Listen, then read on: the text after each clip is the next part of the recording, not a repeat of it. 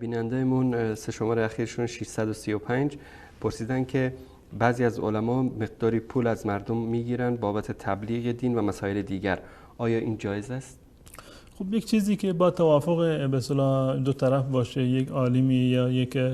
فرد سرشناس یا ریش سفیدی در یک منطقه یک مثلا مؤسسه خیریه رو به راه انداخته یا یک صندوق خیریه هست، مبالغی رو جمع میکنند و با مشوره یکدیگر اینو به مصارف شرعی و دینی میرسانند یا برای تبلیغ امور دینی، این هیچ گونه اشکالی نداره. هر مالی که انسان با طیب خاطر خودش برای رضای الله متعال به مدارس دینی کمک میکند یا به مؤسسه خیری کمک میکند یا به کارهای فرهنگی و دینی دیگر اونو مصرف میکند، دادنش هیچ گونه اشکال شرعی ندارد، بلکه جزء صدقات جاریه هست اگر اینو در مصارف مانند چاپ کتاب و یا چاپ قرآن یا موارد دیگر استفاده بکنه. جزاکم الله خیر. در ضمن سوال این بیننده گرامی، جناب استاد میدونیم که علمای اهل سنت برعکس علمای شیعه خمس و این مسائلی که غصب اموال مردم رو ندارن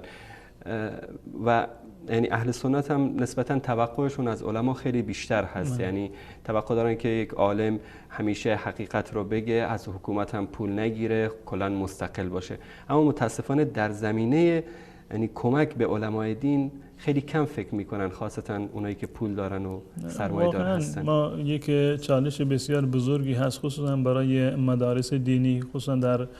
جاهایی مانند بلوچستان ایران که از نظر دولت و از سیاست‌های حکومت تحت فشار هستند، محدودیت‌های قائل هستند، با توجه به نیاز مبرمی که مدارس دارند، تورمی که روز به روز یعنی اضافه می‌شود، واقعا نیاز مدارس دینی بسیار زیاد هست. اما اون چیزی که واقعا جای مباهات و جای افتخار دارد این است که مدارس اهل سنت و الجماعت چه در بلوچستان یا در بقیه مناطق ایران واقعا با کمترین درآمدی که داشتن و با کمترین مزایایی این مسند علم و مسند تدریس و مسند ارشاد مردم را نگه داشتند. یعنی حقوقی که علمای اهل سنت دریافت می‌کنند که منبعش همین کمک‌های خیریه مردم هست، یعنی 10% حقوقی نیست که برادرانشون که در فرض کنید در فلان جا کارمند دولت هستن دریافت میکنن، 10% اون مبلغ هم نمیرسد. اینو همه میدونند که الحمدلله علمای اهل سنت و الجماعت اخلاصشون، اون به اصطلاح از خودگذشتگی رو دارن، واقعا این مثال زدنی هست و یکی از اسرار پیروزی و کامیابی اهل سنت و الجماعت و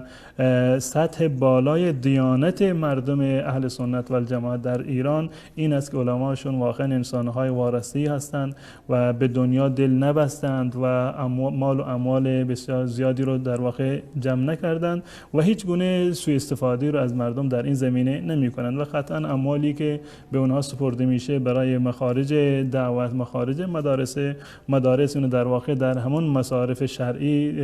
در واقع خرج می‌کنند. و جالب اینجا هست من که در مدارس بلوچستان بودم، بسیار دقیق هستند در این موارد. اگر یک مبلغی رو از یک جای دریافت میکنند فوراً اونو یادداشت میکنند که این مبلغ از فلانی دریافت شد. باز اون وجه شرعیش را میپرسند که آیا این هدیه هست، صدقه هست، آیا زکات هست، که اینو دقیقاً بر همون مواردی که ذکر شده در همون موارد اینو مصرف بکنند. من افرادی رو سراغ دارند که حتی زمانی که در مدرسه دینی میروند در اونجا از غذایی که در مدرسه دینی هست، حتی از آب و چایی که در اونجا هست بسیاری استفاده نمی‌کنند، به خاطر اینکه گفتن اینو مردم دادن برای طلاب مدارس دینی. الحمدلله در میان علمای ما این پرهیزگاری و این تقوا الحمدلله تا به امروز هم وجود داره و راز موفقیتشون هم این زمینه بوده که واقعا همون گونه که شما اشاره کردید جا دارد که اهل سنت و الجماعت با توجه به مضایقه‌ها و محدودیت‌هایی که از طرف دیگران برای مدارس